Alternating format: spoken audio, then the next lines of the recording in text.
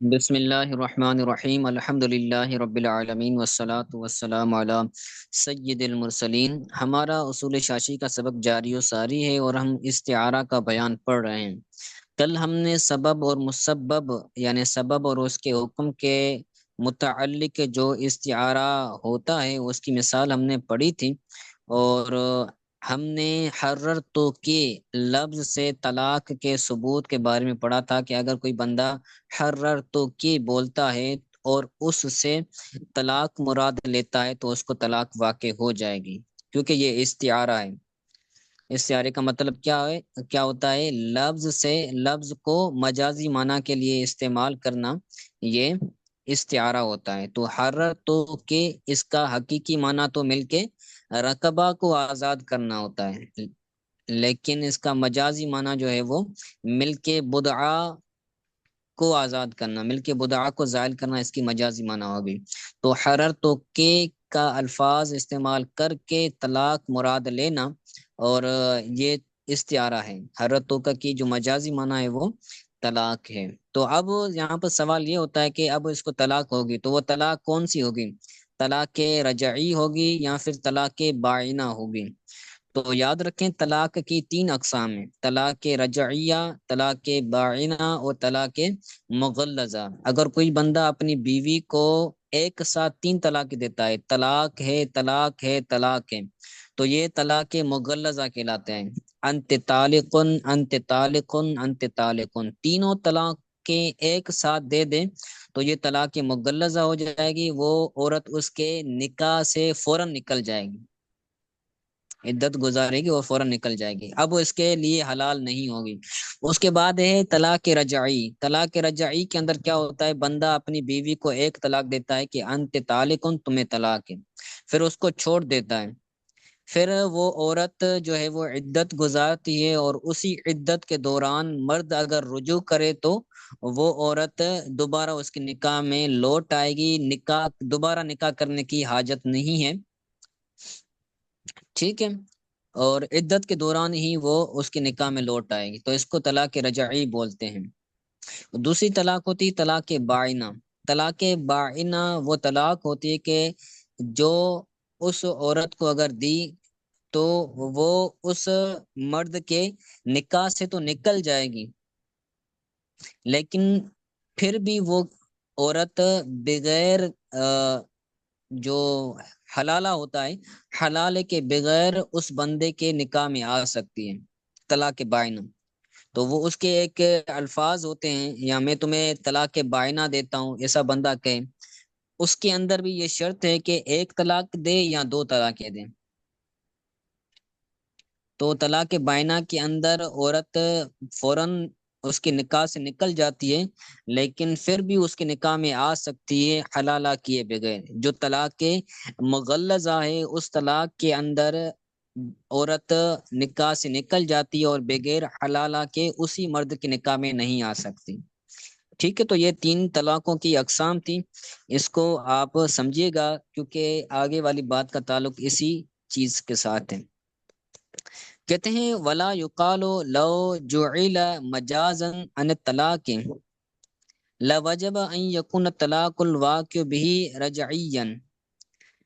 یہ نہیں کہا جا سکتا، ولا یقال، یہ نہیں کہا جا سکتا، یا یہ اعتراض نہیں کیا جا سکتا، دونوں طرح یہاں پر ترجمہ کر سکتے ہیں کہ یہ اعتراض نہیں کیا جا سکتا کہ جو تحریر کو آزاد کرنے کو طلاق سے جو ہم نے مجاز مراد لیا ہے، یعنی تحریر بول کر اس کی مجازی معنی طلاق ہم نے مراد لی ہے، تو تحریر سے مجازی معنی مراد لینا، تحریر سے مجازی طور پر طلاق مراد لینا، یہ طلاق تو اس سے واقع ہونے والی طلاق رجعی نہیں ہوگی، تو لوجب یہ لازم نہیں آئے گا،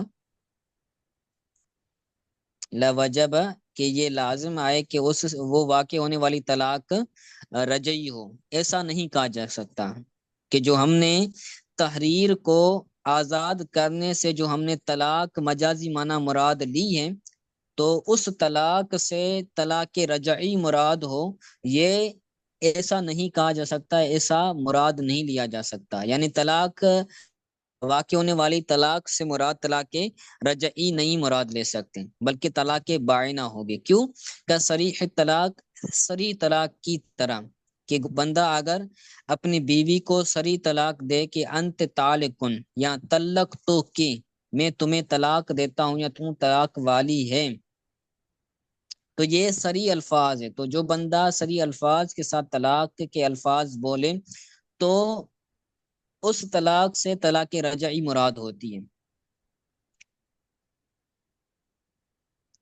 ٹھیک ہے۔ تو صریح الفاظ سے طلاق رجعی مراد ہوتی ہے۔ تو اب حرر تو کہ اس سے بھی طلاق رجعی مراد ہو، یہ نہیں کہا جائے گا، ایسا نہیں ہوگا، ٹھیک ہے۔ آگے اس کا جواب دیتے ہیں کیوں نہیں کہا جا سکتا، طلاق رجعی کیوں مراد نہیں لے سکتے۔ لِأَنَّا نَقُولُ لَا نَجْعَلُهُ مَجَازًا عَنِ الطلاق، کیونکہ ہم اس آزاد کرنے والے جو الفاظ ہیں، جو تحریر کے الفاظ ہیں، اس سے ہم طلاق کو مجاز نہیں بناتے۔ لا نجعلہ مجازا عن طلاق، تحریر کے الفاظ کو ہم طلاق سے مجاز نہیں بناتے، بلکہ بل ان مزیل الملک المتعت، بل ان المزیل الملک المتعت، بلکہ ملک متعہ کو زائل کرنے سے ہم کرنے سے مجازی معنی مراد لیتے ہیں۔ ہم تحریر سے ملک متعہ کو زائل کرنا مراد لیتے ہیں مجازی طور پر، طلاق مراد نہیں لیتے، بلکہ ملک متعہ کو زائل کرنا مراد لیتے ہیں۔ وَذَلِكَ فِي الْبَاعِنِ، اور جو ملک متعہ زائل ہوتی ہے، ملک بدعہ جو زائل ہوتی ہے، وہ طلاق بائنہ میں ہوتی ہے۔ میں نے عرض کیا نا کہ جو بندہ اپنی بیوی کو طلاق بائنہ دے تو وہ عورت اس بندے کے نکاح سے فوراً نکل جاتی ہے، تو جب فوراً نکل گئی تو ملک بدعہ کیا ہو گیا، زائل ہو گیا۔ جبکہ طلاق رجعی کے اندر کہا گیا نا کہ وہ عورت اس کے نکاح میں رہے گی بشرطے کہ وہ رجوع کر لیں، دوبارہ نکاح کرنے کی ضرورت نہیں ہے، یعنی اگر عدت میں ہے تو عدت میں اگر وہ رجوع کرے گا تو وہ فوراً اس کے نکاح میں لوٹ آئے گی۔ تو اس کا مطلب یہ ہے کہ وہ مل کے جو بدعہ تھا، مل کے جو متعہ تھا، وہ زائل نہیں ہوا، ٹھیک ہے۔ تو اذ الرجعی لا یزیل ملک المتعت، یہ مفعول بی بنے گا یزیل فعل کا، اور یزیل جو فعل ہے یہ اس کا فاعل رجعی ہے، کیونکہ جو رجعی طلاق ہے وہ ملک متعہ کو زائل نہیں کرتی عندنا، ہمارے نزدیک، ہم احناف کے نزدیک طلاق رجعی کے ذریعے ملک متعہ زائل نہیں ہوتا۔ اگر کوئی بندہ اپنی بیوی کو طلاق رجعی دیتا ہے تو رجعی طلاق سے وہ بندہ اپنی بیوی کے ملک متعہ کو زائل نہیں کرے گا، وہ بیوی اس کے نکاح میں ہی رہے گی بشرطے کہ طلاق رجعی سے رجوع کر لیں، پھر دوبارہ وہ نکاح میں آ جائے گی، ٹھیک ہے۔ یہ مثال سمجھ آ گئی؟ جی یہ طلاق ہے جو یہ طلاق رجعی نہیں ہوگی، یہ طلاق بائنہ ہوگی، یہی فرما رہے ہیں؟ جی جی جی، طلاق بائنہ ہوگی۔ جی سر۔ آگے کہتے ہیں ولو قال لامته، یہ دوسری مثال بیان کر رہے ہیں سبب اور مسبب کی۔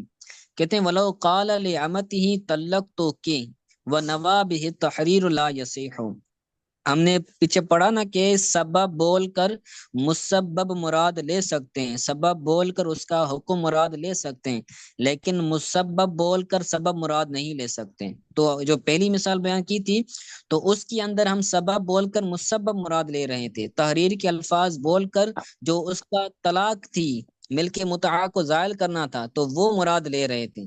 تو اب ملک بدعہ یا طلاق بول کر ہم آزاد کرنا مراد نہیں لے سکتے۔ اسی کے بارے میں کہتے ہیں کہ اگر کسی آقا نے اپنی لونڈی کو، اپنی غلام عورت کو کہا طلق تو کہ میں تمہیں طلاق دیتا ہوں، اور اس طلق تو کے الفاظ سے وہ بندہ اپنی لونڈی کے آزاد ہونے کی نیت کرتا ہے، وہ نواب تحریر، اور ان الفاظ کے ساتھ وہ آزادی کی نیت کرتا ہے، تو لا یصح، کیوں؟ کیونکہ جو طلاق کے الفاظ ہیں یہ مسبب ہیں، اور تحریر کے الفاظ یہ سبب ہیں، تو سبب بول کر تو مسبب مراد لے سکتے ہیں، یعنی تحریر بول کر طلاق مراد لے سکتے ہیں، لیکن مسبب بول کر تحریر مراد نہیں لے سکتے، سبب مراد نہیں لے سکتے، طلاق بول کر تحریر مراد نہیں لے سکتے۔ لأن الأصل جاز أن يثبت به الفرع، لأن الأصل جاز أن يثبت به الأصل، وأما الفرع فلا يجوز أن يثبت به الأصل۔ کیونکہ یہاں پر اصل یہ ہے کہ اس کے ذریعے، اصل سے مراد سبب لکھا ہوا نیچے، ٹھیک ہے، تو اصل کے ذریعے، بھی ضمیر کا مراد اصل ہے یا سبب ہے، سبب کے ذریعے یعنی اصل کے ذریعے مسبب ثابت ہو، یہ تو جائز ہے، جاز ان یثبت به الفرع، اصل سے فرع مراد ہو یہ تو جائز ہے، واما الفرع فلا یجوز، لیکن فرع سے اصل ثابت ہو یہ جائز نہیں، واما الفرع فلا یجوز ان یثبت به الاصل، فرع کے ذریعے اصل ثابت ہو ایسا جائز نہیں ہے۔ بھی سے ترجمہ کریں گے کہ فرع کے ذریعے اصل ثابت ہو یہ جائز نہیں ہے، یعنی سبب بول کر مسبب تو مراد لے سکتے ہیں، لیکن مسبب بول کر سبب مراد لیں یہ نہیں ہو سکتا، ٹھیک ہے۔ تو یہ دوسری مثال ہوگی۔ آگے کہتے ہیں وعلی ھذا نقول ينعقد النکاح بلفظ الہبۃ والتملیک والبیع، اس پر ہم کہتے ہیں، کس پر؟ سبب مسبب کے لیے استعارے کے طور پر درست ہے، یعنی سبب بول کر ہم حکم مراد لے سکتے ہیں استعارہ کے طور پر، اس اصول پر، اس قانون پر ہم کہتے ہیں کہ نکاح ہبہ کے الفاظ سے بھی واقع ہو جائے گا، منعقد ہو جائے گا، ینعقد النکاح، نکاح منعقد ہو جائے گا بلفظ الہبۃ، ہبہ کے الفاظ کے ساتھ، والتملیک، تملیک کے الفاظ کے ساتھ، والبیع، اور بے کے الفاظ کے ساتھ۔ یعنی اگر کوئی عورت یہ کہے کہ میں اپنا آپ تمہیں ہبہ کرتی ہوں، کسی شخص کو کہے کہ میں اپنا آپ تمہیں ہبہ کرتی ہوں، تمہیں گفٹ دیتی ہوں اپنے آپ کو، اور ان الفاظ کے ساتھ وہ عورت نکاح مراد لے تو اب یہ نکاح ہو جائے گا۔ اوپر لکھا ہوا ہے وَحَبْتُ نَفْسِي لَكَ فَقَالَ قَبِلْتُ، کسی بندے کو عورت کہے کہ میں اپنی آپ کو تمہیں ہبہ کرتی ہوں، اور وہ بندہ کہے مجھے قبول ہے، تو یہ نکاح منعقد ہو جائے گا۔ وَالتَّمْلِيكِ، لیکن شواہد کا ہونا، گواہوں کا ہونا ضروری ہے۔ وَالتَّمْلِيكِ، اور تملیک کے الفاظ کے ساتھ بھی نکاح واقع ہو جائے گا کہ عورت کہے کہ میں اپنی جان کا تمہیں مالک کرتی ہوں، ملک تو تشدید کے ساتھ، ملک تو نفسی لک، میں نے اپنی جان کا تمہیں مالک کر دیا، اور آگے والا بندہ کہے قبل تو مجھے قبول ہے، تو اس سے بھی نکاح واقع ہو جائے گا۔ والبیع، اور بے کے الفاظ کے ساتھ بھی نکاح واقع ہو جائے گا، عورت یہ کہے کہ میں اپنا آپ تمہیں بیچتی ہوں، ٹھیک ہے، میں اپنا آپ تمہیں بیچتی ہوں اتنے حق مہر کے عوض، تو یہ بھی جائز ہے، اور اس سے نکاح مراد لے تو یہ جائز ہے، ٹھیک ہے۔ کیونکہ آگے بیان کرتے ہیں لِأَنَّ الْهِبَةَ بِتَحْقِيقِهَا تُعْجِبُ مِلْكَ الرَّقْبَةِ، کیونکہ ہبہ کی حقیقت، ہبہ اپنی حقیقت کے ساتھ ملک رقبہ کو ثابت کرتا ہے، وہ ملک الرقبہ یوجب ملک المتعہ فی الاماء، اور جو ملک رقبہ ہے وہ ملک بدعہ کو ثابت کرتا ہے فی الاماء، لونڈیوں میں، غلاموں میں۔ اگر کوئی بندہ ایک شخص دوسرے شخص کو لونڈی ہبہ کر دے، تو ہبہ کے ذریعے کیا ہوتا ہے؟ ملک رقبہ حاصل ہو جاتا ہے، ٹھیک ہے، اور جب اس کو ملک رقبہ حاصل ہوگا تو ملک بدعہ بھی جو ہے وہ حاصل ہو جائے گا، لونڈیوں کے اندر. فکانت الحبۃ سببا محضا لثبوت، تو جو ہبہ ہے وہ سبب محض ہوگا ملک متعہ کو ثابت کرنے کے لیے. اصل ملک متعہ ہے، حکم جو ہے وہ ملک متعہ ہے، مسبب جو ہے وہ ملک متعہ ہے، لیکن جو سبب بن رہا ہے وہ ہبے کے الفاظ ہیں، اور بیچ میں جو واسطہ بن رہا ہے وہ ملک رقبہ بن رہا ہے. فجاز ان یستعار عن النکاح، تو اب ہبا کے الفاظ سے نکاح یہ استعارے کے طور پر مراد لے سکتے ہیں، یہ جائز ہے. ٹھیک ہے، آج کے لیے اتنا سبق کافی ہے، اور انشاءاللہ تعالی آگے مزید وضاحت کریں گے کل والے سبق میں. تو جتنا پڑھا ہے اس کو آپ اچھی طرح سے یاد کیجیے گا، اگر کوئی بات سمجھ نہیں آئی تو پوچھ لیں.